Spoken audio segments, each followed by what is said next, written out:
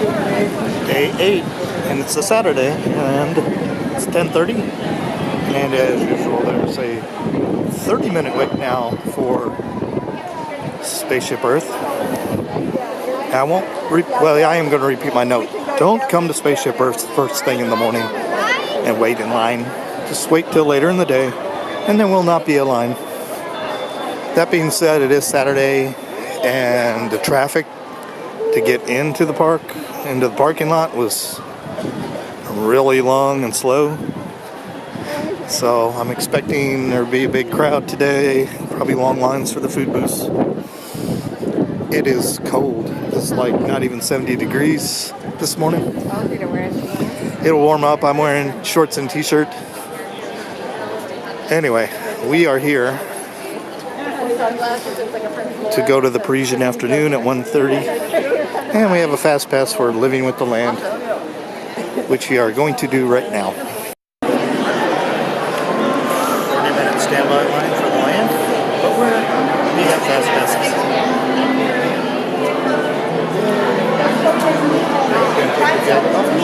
Yes, it's hot on this ride.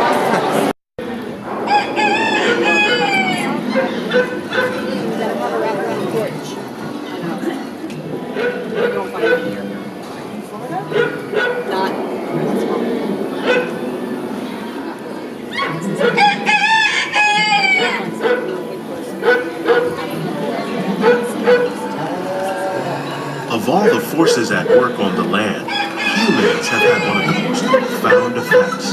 The need to produce food for a growing world led to the enormous use, and sometimes where scientists from Epcot and the U.S. Department of Agriculture are exploring innovative ways to produce bountiful harvests now and into the future.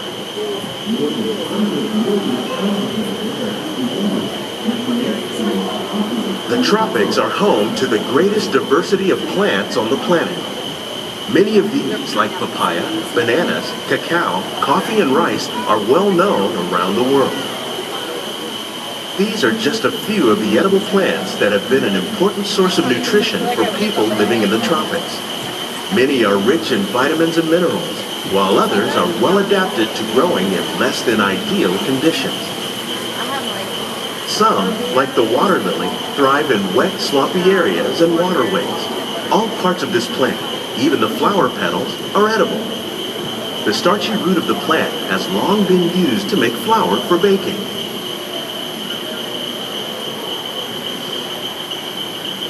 One day, many of these lesser-known tropical plants may be as important as the bananas growing on both sides of the boat. More than 28 million tons of bananas are eaten annually, making it the most popular fruit in the world. While there are more than 50,000 edible plant species in the world, most of us are only familiar with the handful that make up our everyday diet. The common grains growing here, wheat, maize, sorghum, and millet, plus rice, account for nearly 2/3 of our global food consumption. Learning how to increase yields of these staples is an important goal of research around the world.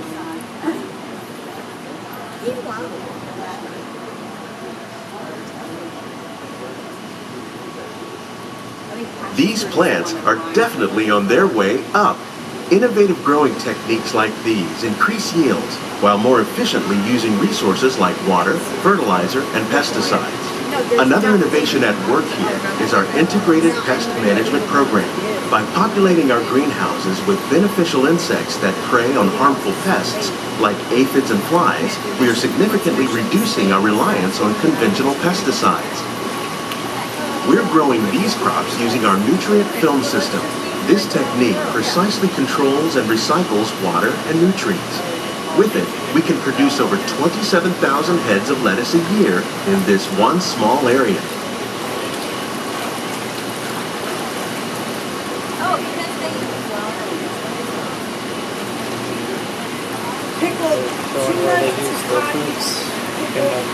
Some of our best ideas have been inspired by nature, like these fruit and vegetable trees.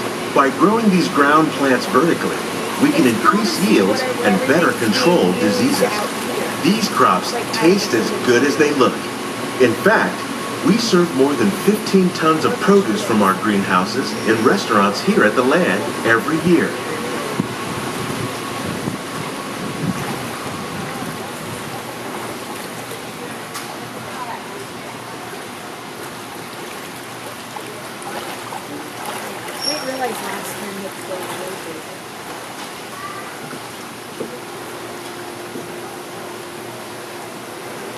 The future of agriculture may include innovative ideas like this vertical growing system. Plants grown in this way use a fraction of the space required by traditional growing methods. That saves water and increases production. The aquaponics system on your left combines hydroponics with aquaculture. The fish provide a natural source of fertilizer for the plants, and the plants help keep the water clean for the fish.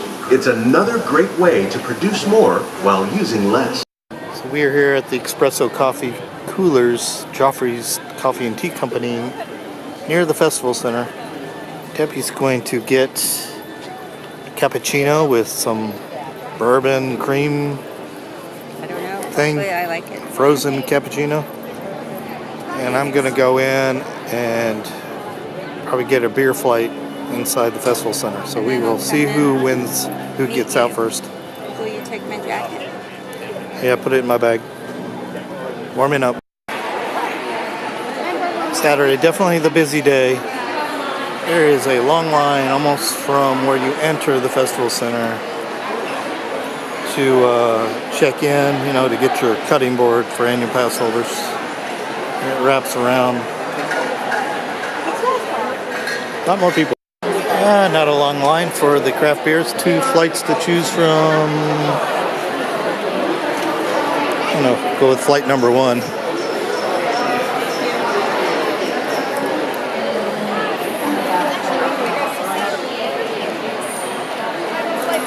Flight number 1 has the triple chocolate milk stout.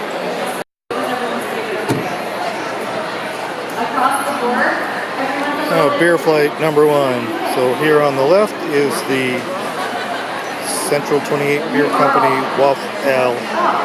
So that means it's going to taste or smell like waffles. So I'm going to try it out right now. First thing in the morning and still making it to about 50 at 11:15 a.m. I love it. Congratulations for finishing. You know, a little bit of buttery smell. I don't know if I would think of waffles though. Sort of buttery, waffle syrupy. Well, that's a tough one. It really depends on Actually, it's super nice. Struggling with what to call it, how to describe it though. See, it's sort of a light pale ale.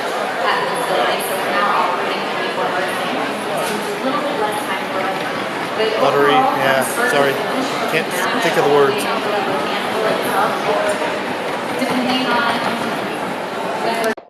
Second one, Old City Brewing, 1901, roasted red ale. It's from Jacksonville.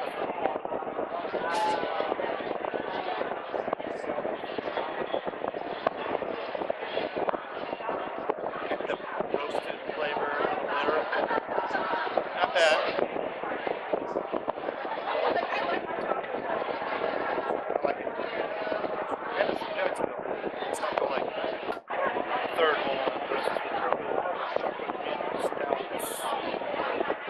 Man, it smells like chocolate milk.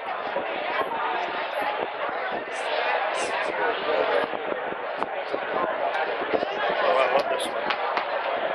It is like drinking chocolate milk. It has alcohol, which is a wonderful thing. Debbie texted me. She waited in line for that special coffee drink with the bourbon. And they didn't have any bourbon, so she got a Bailey's coffee drink instead. I just saw her come down, told her where I'm at, and see if she can find me. He went through all about LSU, though, about why they... So really, they have the sign out there, but they don't have the drink? And they have no covers. It's like, seriously, what a waste. And it doesn't even taste that good. Oh, that sucks. How much? $10? Move on. So where are we going right now? It's all right. Tastes like coffee and cream. Smell this one. Taste this one. It's like drinking chocolate milk. You made me taste it last time and I was like crazy. Smell it. Oh my gosh, it smells good. I remember it smelling good too last time, but not liking it.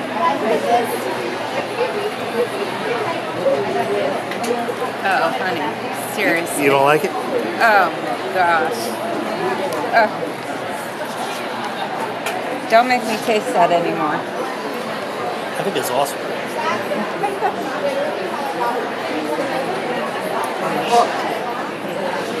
Yeah, so Central 28, All right, let me find my Old pen. City, the first three. That's first Beer three? Flight, number 1.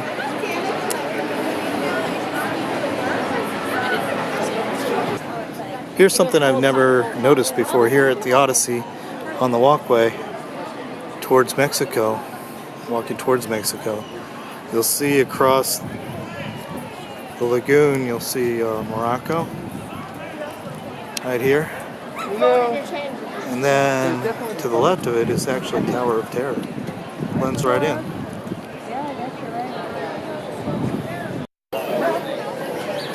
Line for China. Oh, welcome to Saturday. I much prefer Monday. In Germany, I'm going to get the Beer Flight. The Radburger Pilsner, Nature Pub, and the Pomegranate. Alright, so this last one's going to be pomegranate. It's going to be a little weird. Alright. This is the Pilsner, first beer in Germany. Papa didn't go because he didn't like it, and it was our thing, and it was just Very light tasting beer. Is A it? little bitter at the end, so it's, yes. but it's I mean, because we have very talked about nice. it too. Like, and yours. This one is She's like, I feel like since your father Hatcher? was not there Hacker? for a lot of your cross country and track, and he just wasn't there, maybe because he's working, or maybe he just couldn't. And then I did mention, well, he went to all of my brothers across. She's like, you're looking for Fruity? cruiser from your father. Huh? And you're looking Fruity? for your father A little bit. to do Appley? what you're doing. Yeah, maybe. Maybe you overcompensate now Now this one's because going to you be want weird. more This is approval that you didn't get when you were such younger. pomegranate. And she's like, it could be Interesting she's color like, on there. You're doing a great job, but it could Sweet. be conscious or unconsciously Sweet beer? looking for approval Oh yeah. and So looking this for one's like validation. yeah. This one's like that you drinking didn't like get from your father. And I was like, wine when she cooler said type that, of I was thing. like, Sweet, very yeah. sweet. like Tastes like a wine cooler instead of beer? Yeah. So it's like a malted, Yeah. like a sweet, I love it. sweet pomegranate. So I got there. you're more into like secret wine coolers or something. This would be something. I loved it.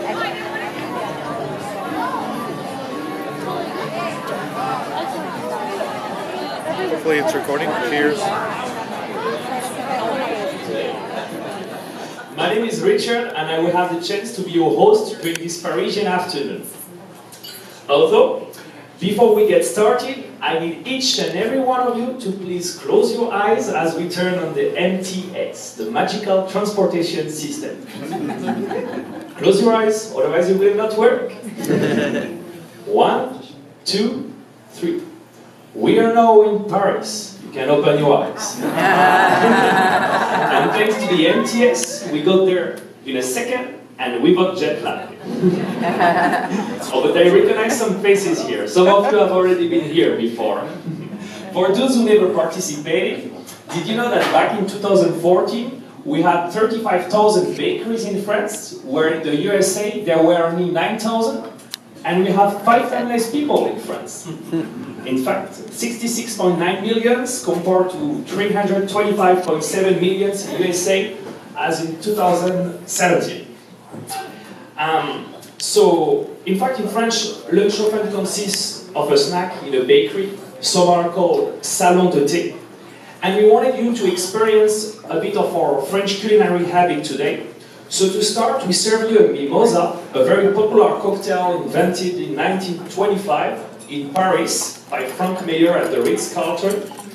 And by the way, it's all you can drink. So cheers, or like we say in France, santé.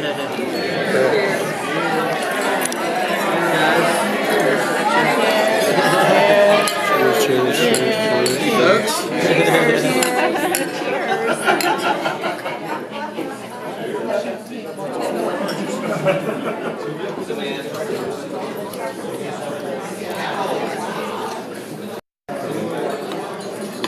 First course, cold cauliflower soup, cilantro, cumin, whipped cream, thyme, and rosemary, and a breadstick. Will definitely be an accurate example of our knowledge of the food. We got you mouth-watering sandwiches from Subway, of course. $5 foot long. So on the menu, you will find on your plate 4 types of sandwiches. One with turkey, another one with chicken, one vegetarian, and a slider with smoked salmon, served with a warm herb croissant and a mushroom cupcake. So again, I wish you un très bon appétit.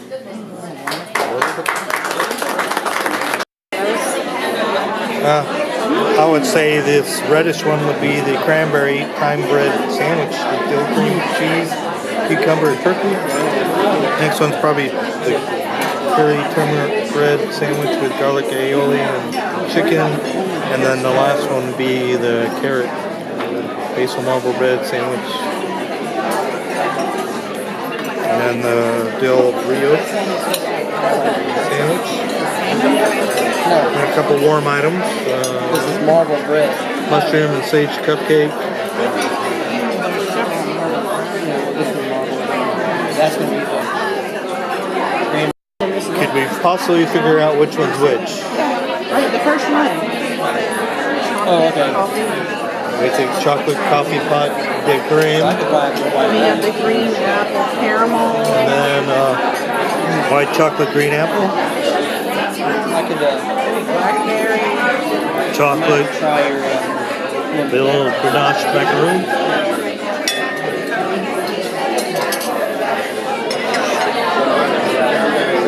So nice. Chocolate blackberry ganache macaroon.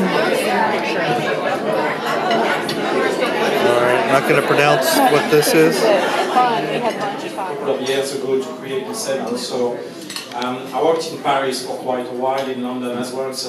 And it was always interesting to work on these kind of events where we can sell small portions to people and also develop, different concepts, different ideas, and different flavors combination.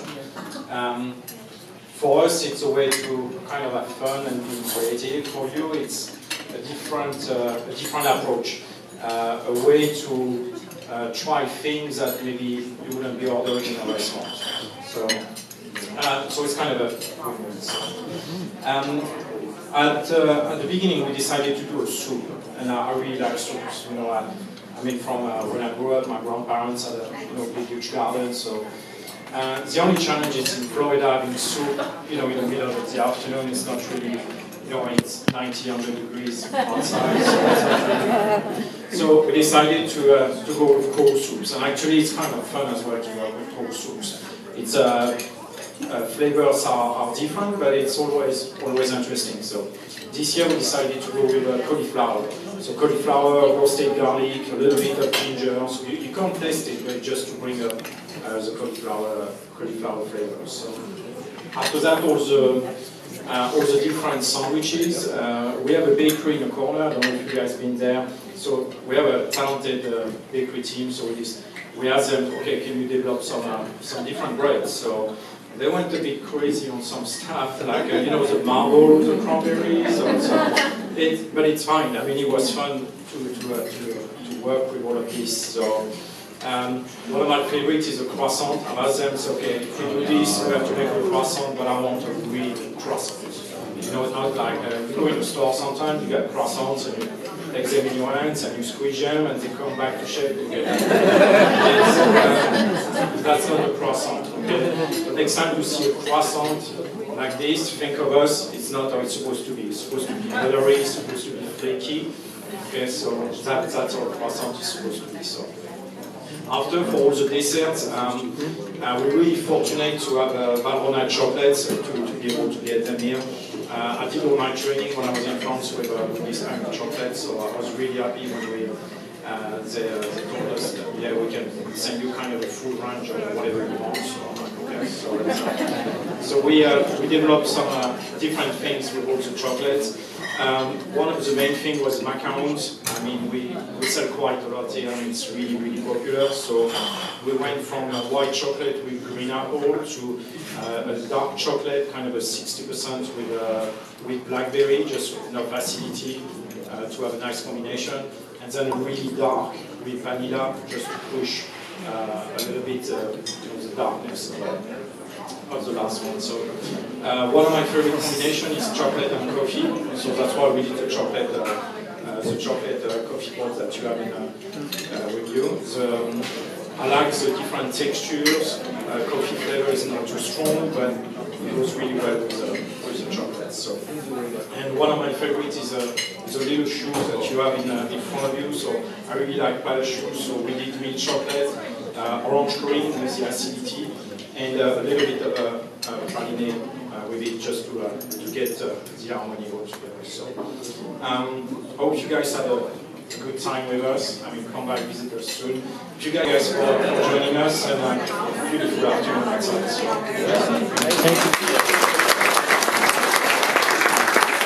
So merci again, ladies and gentlemen. It has been a pleasure to share with you our French culture today. And I hope to see you next year, or maybe next week, to one of our Parisian breakfasts at 9 a.m. at Chef de France, or one of our French family meal tradition at noon the Friday and Sunday right here. Mountain of people ahead.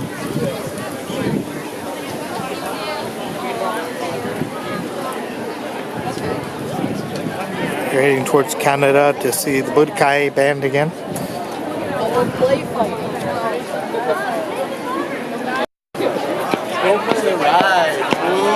Line to get into the Rose and Crown. Line for beer at the Rose and Crown. Long line. Ooh. 3:30 and crowds are here. A lot of locals, I assume.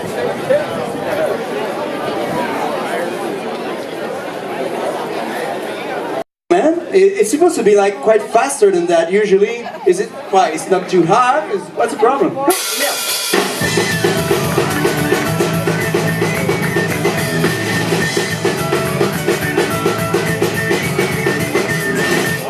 Come on, citizens, faster!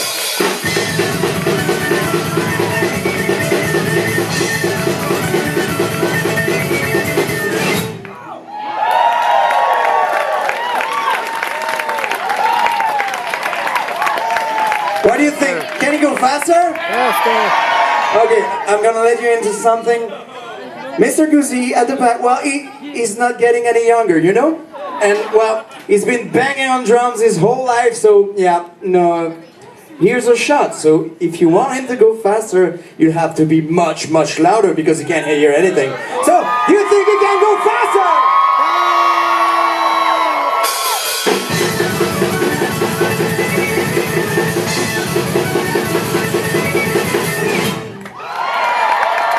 Thank you, everybody. We are back at 10, and this was weird.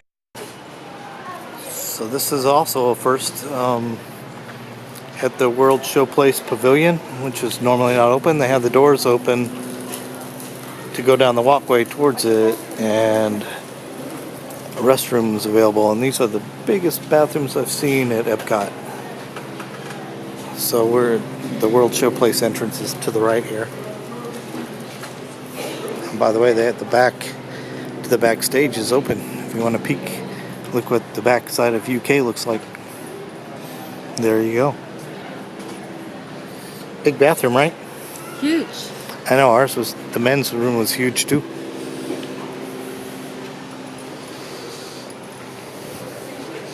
Never hit that bathroom before. First bathroom experience here. We have one. We went party for the sun. You had to go out here to go to the bathroom, and they probably had a back entrance to it. Yeah, probably that's how it works.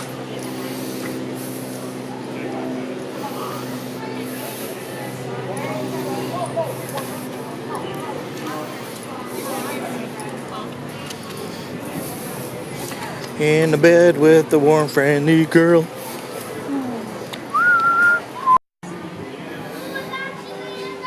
We got 25 minutes before the British Revolution.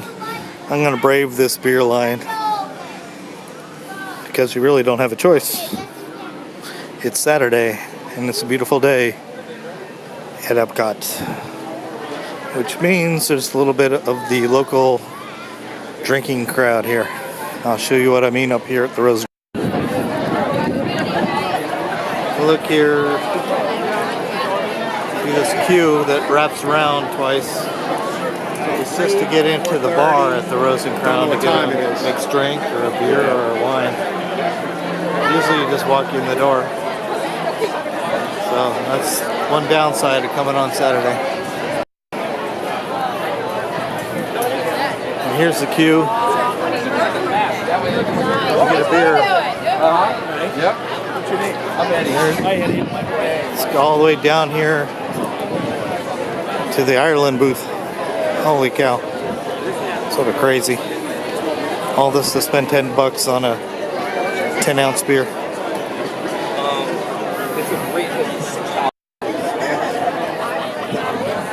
Testing out the flashing lights from the illumination show.